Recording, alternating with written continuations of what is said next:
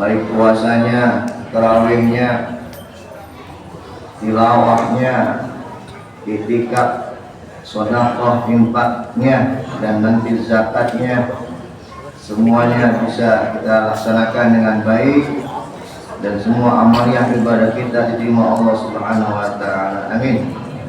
Amin ya rabbal alamin.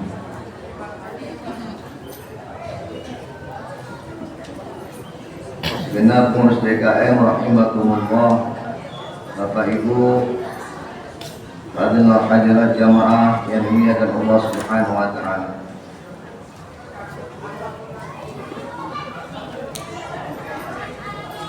Sungguh rugi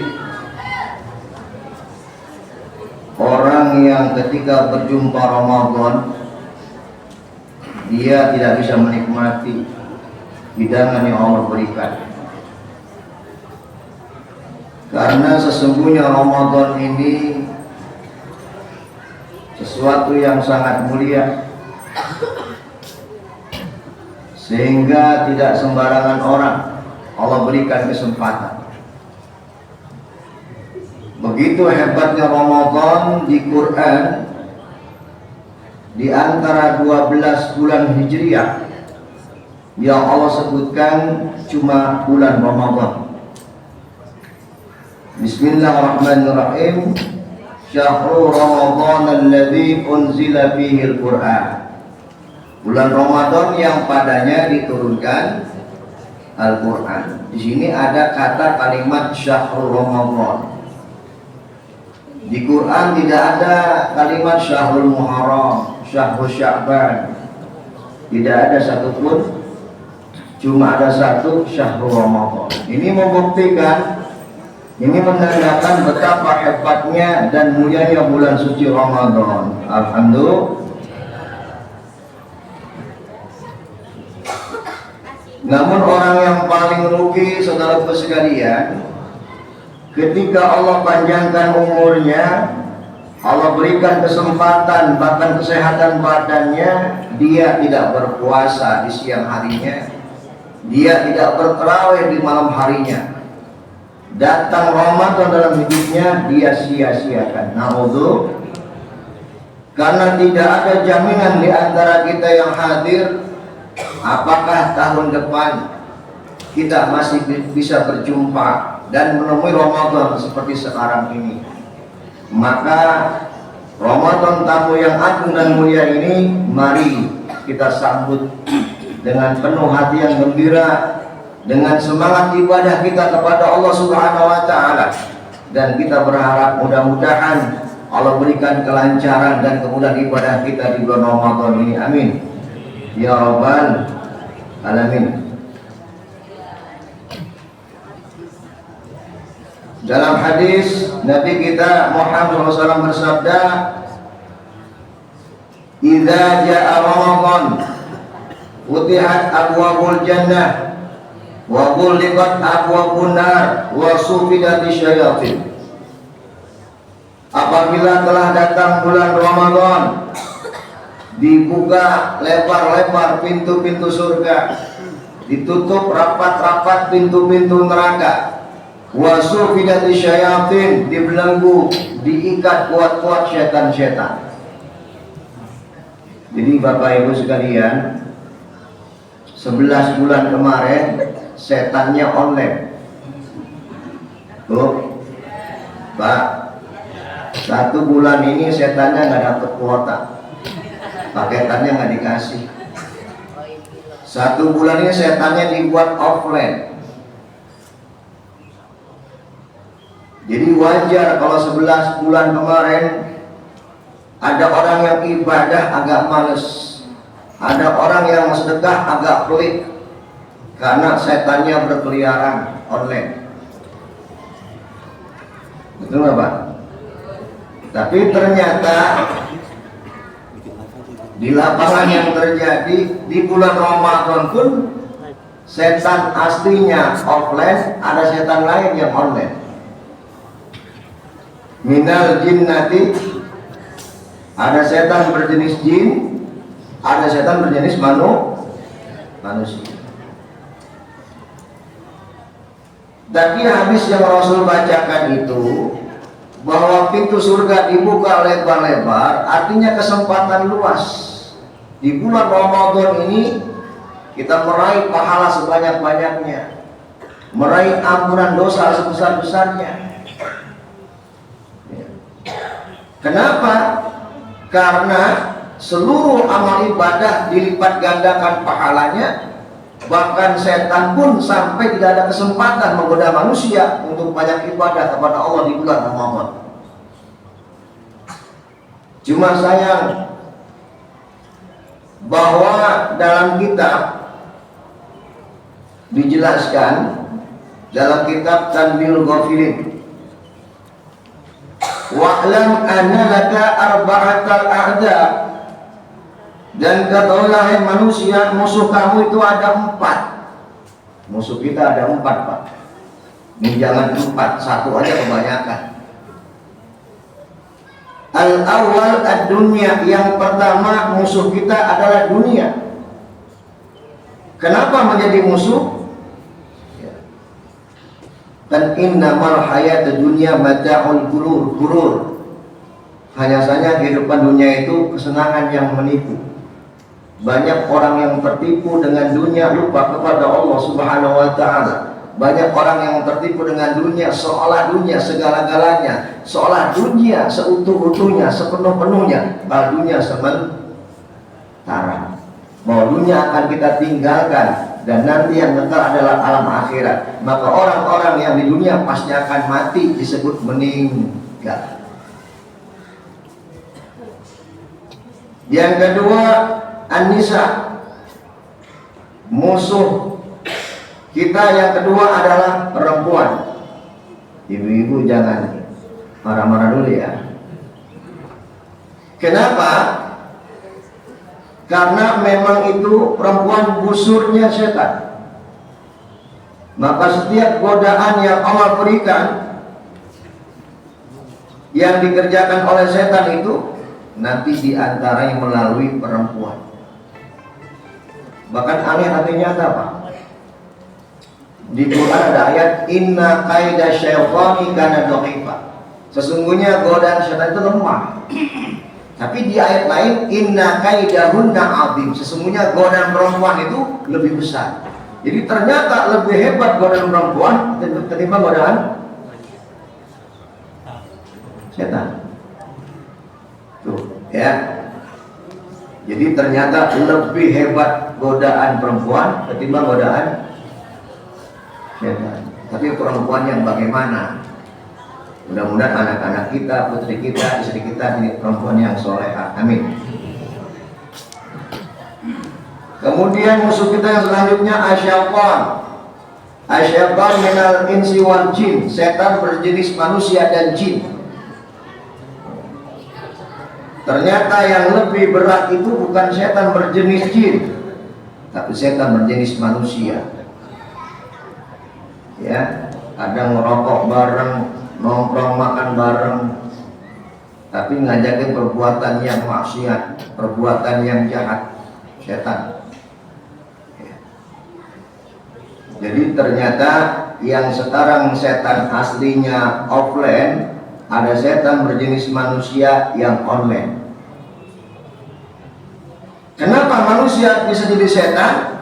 Yang keempat, wa nafsuka, karena nafsumu. Jadi karena nafsu, maka manusia nanti bisa berubah karakternya seperti setan. Wa nafsuka wa huwa syarrul a'da. Musuh yang terbesar di antara semua tadi adalah nafsu kita. Kenapa? Kalau setan ada di luar kita, wanita ada di hadapan kita, dunia juga ada di hadapan kita, tapi kalau nafsu bersemayam dalam jiwa kita, itulah yang terbesar dan yang paling sulit dikalahkan oleh seorang manusia, karena dia menghadapi dirinya sendiri. Coba dibuka Quran An-Nazi'at ayat 41. Wa amma man khafa maqama rabbih wa nahan nafsa 'anil hawa fa innal jannata hiyal ma'wa. Dan adapun orang-orang yang punya rasa takut kepada Tuhannya dan dia pandai menahan nafsunya, fa innal jannata hiyal ma'wa, maka besok surga tempat kembalinya. Jadi Bu, Pak, Allah cuma minta dua. Yang pertama takut sama Allah, yang kedua kita pandai mengendalikan nafsu. Dan ini hanya ada dalam ibadah puasa. Orang kalau sholat tidak sholat ketahuan, umroh tidak haji kelihatan. Tapi orang yang sedang berpuasa dan tidak puasa sama. Sama nggak Bu? Sama nggak? Sama. Iya. Bisa aja nggak puasa jalannya dilemes-lemesin gitu ya. Bentar-bentar dia ngeludah gitu ya. Padahal habis makan di warteg. Susah. Jadi ibadah yang sangat rahasia, mengajarkan kejujuran, bahkan menghadirkan ketakutan hanya kepada Allah, ini ibadah puasa. Ibunya bisa dibohongin, bapaknya bisa dibohongin, orang lain bisa dibohongin, tapi ada yang nggak bisa dibohongin, siapa? Allah.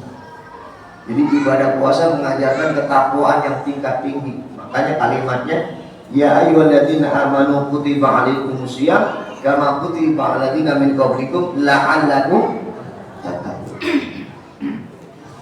Mengajarkan ketakutan bukan kepada yang lain, tapi hanya kepada Allah.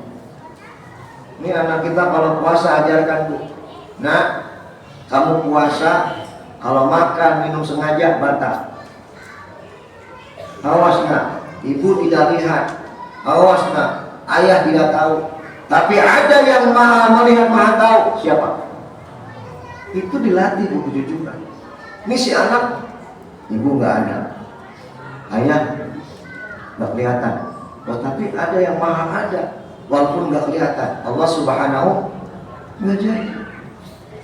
Tuh, ya.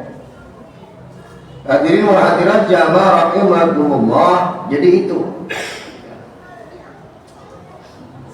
bahwa sesungguhnya ibadah puasa itu visi misi yang paling utama adalah mengalahkan dan mengendalikan nafsu kita sendiri.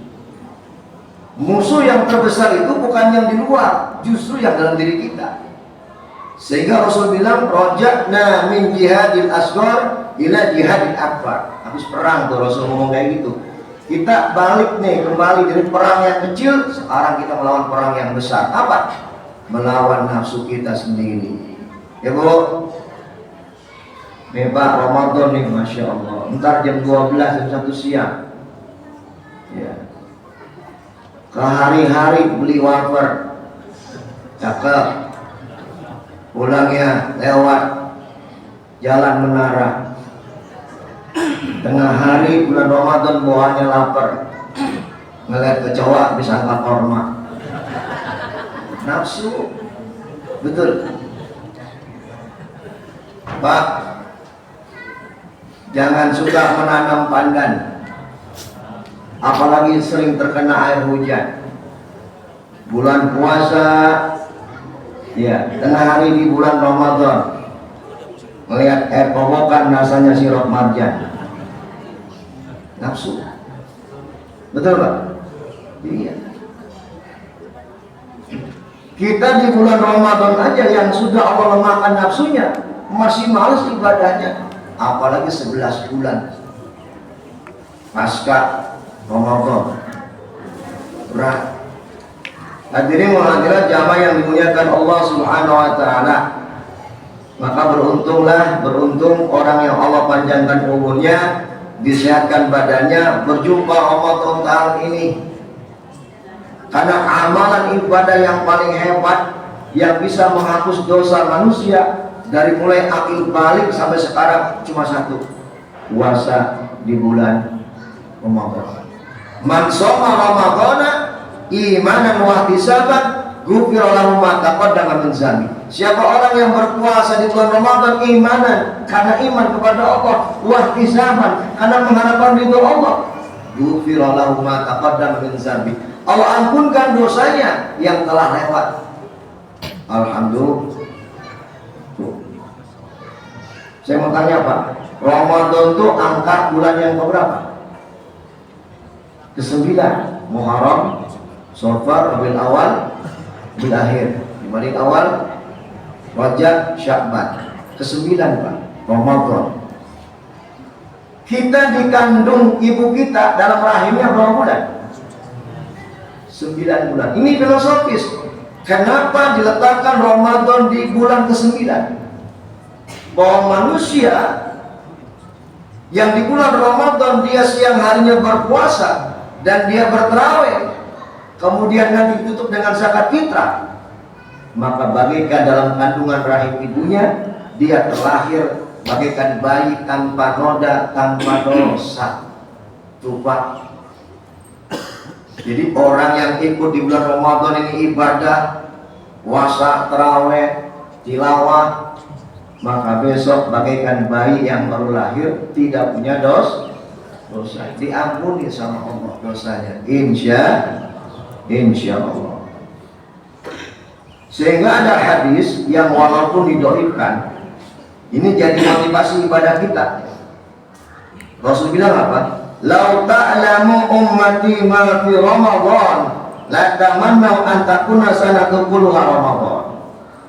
Andaikan umatku tahu hebatnya bulan Ramadan, maka mereka pasti meminta, berharap kalau bisa 12 bulan semuanya bulan Ramadan. Bu, Pak, mau 12 bulan Ramadan? Capai juga kita. Terawih. Andaikan tahu fadilahnya, pasti kan tidak ada bulan sehebat bulan Ramadan. Kalau dalam seminggu ada hari Jumat, namanya Sayyidul Ayyam, hari yang paling dimuliakan Allah adalah hari Jumat. Dalam 12 bulan ada namanya Ramadan, disebut Sayyidul Syukur, bulan yang paling mulia di antara 12 bulan, bulan suci Ramadan. Maka saking hebatnya Ramadan, nanti ada 2 orang Pak, Ramadan selesai. Ada orang yang berlebaran, ada orang yang beridul fitri. Beda nih, Bu, Pak, kita yang mana? Lebaran itu identik dengan ketupat, rendang, pulang kampung, baju baru, duit baru, pesta, senang-senang ke lebaran. Tapi yang namanya Idul Fitri belum tentu. Yang Idul Fitri itu orang yang hatam Qur'annya, orang yang tuntas terawihnya, orang yang tuntas puasanya, maka dia dikembalikan sama Allah bagaikan bayi baru lahir. Idul Fitri kembali kepada kesucian tanpa dosa. Alhamdulillah. Mudah-mudahan jamaah ikhlas termasuk orang yang berlebaran dan juga beridul fitri. Amin. Ya Rabbal. Baik, Bapak Ibu yang dimuliakan Allah Subhanahu wa taala. Kita baca hadis lagi di sini. Kenapa orang yang berpuasa di bulan Ramadan itu disegerakan berbukanya?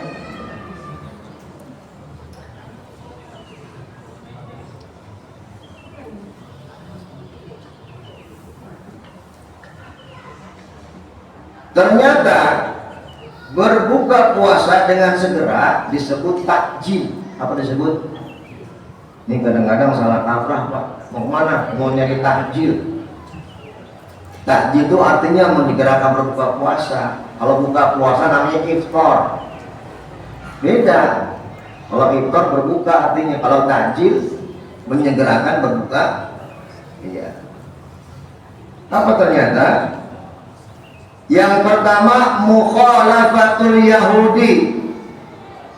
Orang Islam tuh puasanya harus beda sama orang Yahudi. Orang Yahudi itu Pak kalau puasa, ya, mereka melambatkan berbuka sesuka hatinya. Maka sama Rasul, umat Islam dibedakan puasanya min tuluqil fajri ila ghurubi syamsi, dari terbit fajar sampai terbenam Maka kalau sudah azan maghrib dikumandangkan, terbenam matahari, maka seorang muslim dan muslimah segera harus membatalkan puasanya. Kenapa? Supaya puasa kita beda sama orang Yahudi. Nggak boleh Pak, udah azan maghrib, dulu tanggung. Meskipun di perjalanan berhenti, batalkan dulu. Ya Bu, meskipun cuma seteguk air dan sebutir kurma, nggak apa-apa. Yang kedua, apa hikmah dan faedah menyegerakan berbuka puasa? Taqwiyatan li ibadat wa nasyatan fiha. Berbuka puasa segera itu untuk menguatkan ibadah kita fisiknya dan juga memberikan semangat motivasi. Tuh. Jadi berbuka puasa itu segera, karena habis ini kita akan sholat maghrib, sholat isya, sholat tarawih, tadarus Al-Quran, tilawah, alhamdulillah. Makanya dianjurkan segera berbuka puasa. Survei membuktikan bahwa kenapa Rasul menyunahkan berbuka puasa dengan kurma? Ternyata buah yang makanan yang paling cepat mengembalikan energi kita ada dalam buah yang namanya kurma. Ya Bu?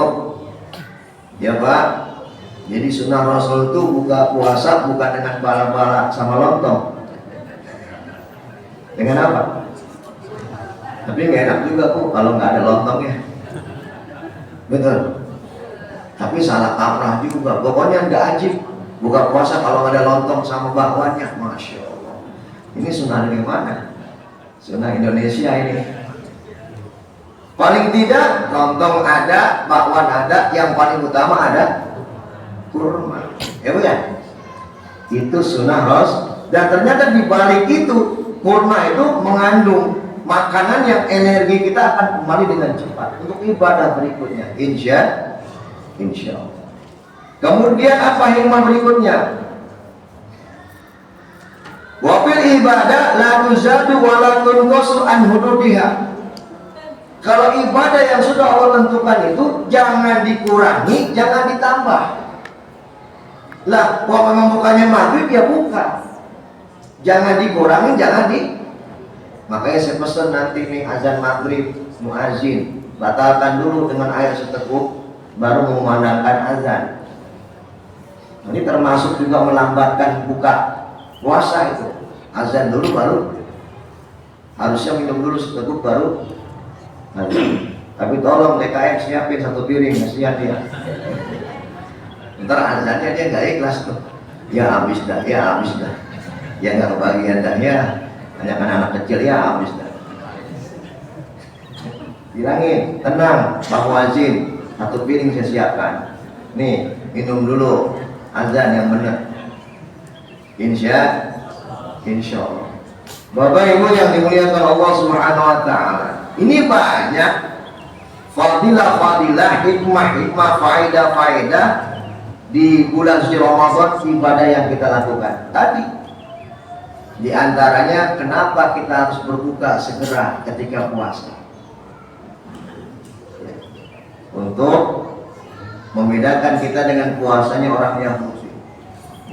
Yang kedua, ketika ibadah tadi kan nggak boleh dikurangi, nggak boleh dilebihi.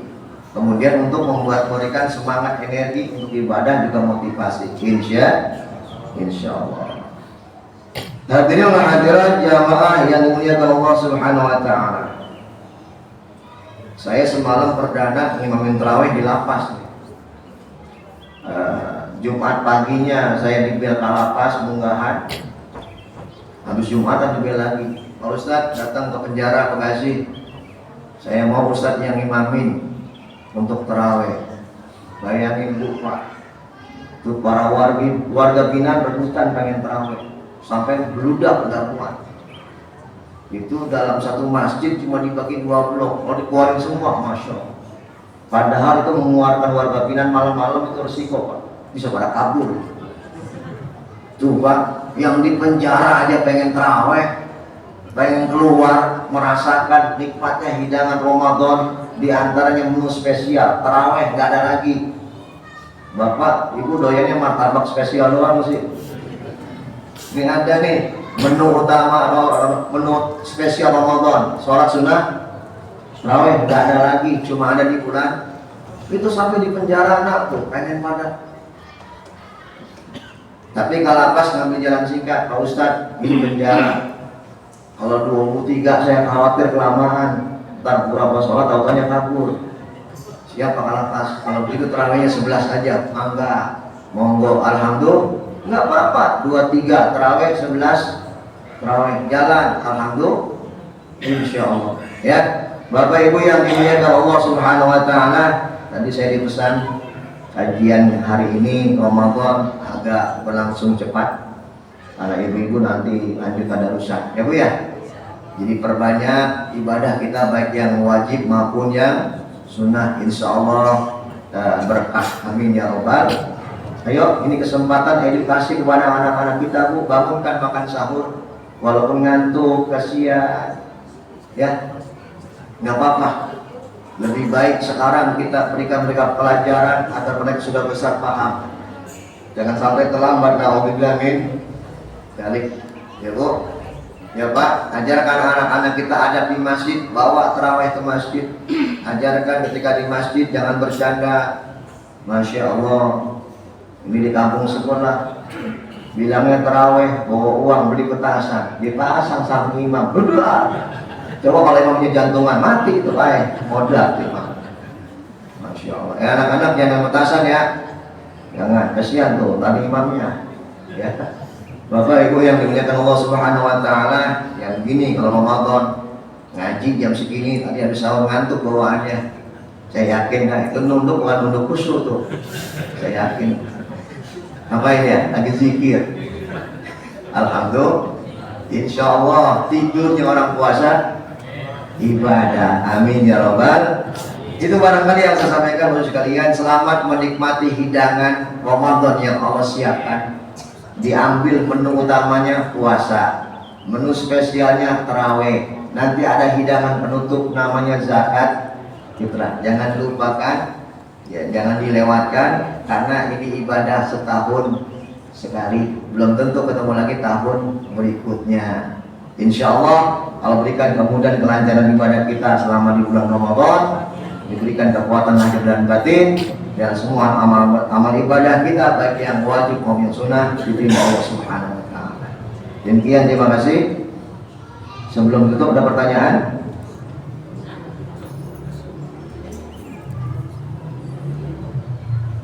Cukup? Ya, barangkali sampai sini kajian kita. Terus Pak DKM, Pak Anan semangat, Pak Ustadz semangat.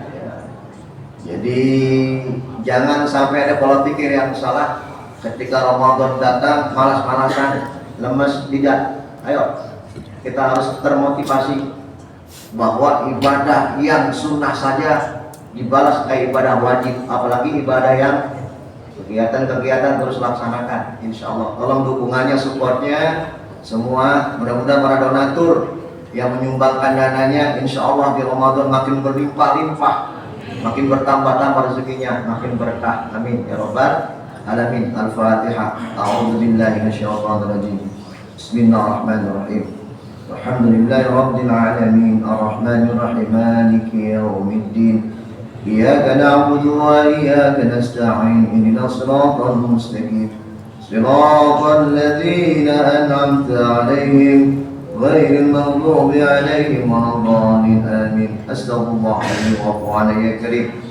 اللهم صل على سيدنا محمد وعلى سيدنا محمد. بسم الله الرحمن الرحيم. الحمد لله رب العالمين حمدا يوافي نعمه ويكافئ مزيدا. اللهم اغفر لنا ذنوبنا ولوالدينا وارحمهما كما ربيانا صغارا. اللهم إنا نسألك رضاك والجنة ونعوذ بك من سخطك والنار. اللهم إنك عفو كريم تحب العفو فاعف عنا. اللهم ربنا تقبل منا صلاتنا وصيامنا وقيامنا وركوعنا وسجودنا وتضرعنا وتخشعنا وتمم تقصيرنا يا الله يا أرحم الراحمين. ربنا آتنا في الدنيا حسنة وفي الآخرة حسنة وقنا عذاب النار. Wa sallallahu alaihi wasallam Muhammadin walhamdulillahi rabbil alamin. Subhanaka Allahumma wa bihamdika asyhadu an la ilaha illa anta astaghfiruka. Terima kasih, mohon maaf. Wassalamualaikum warahmatullahi wabarakatuh.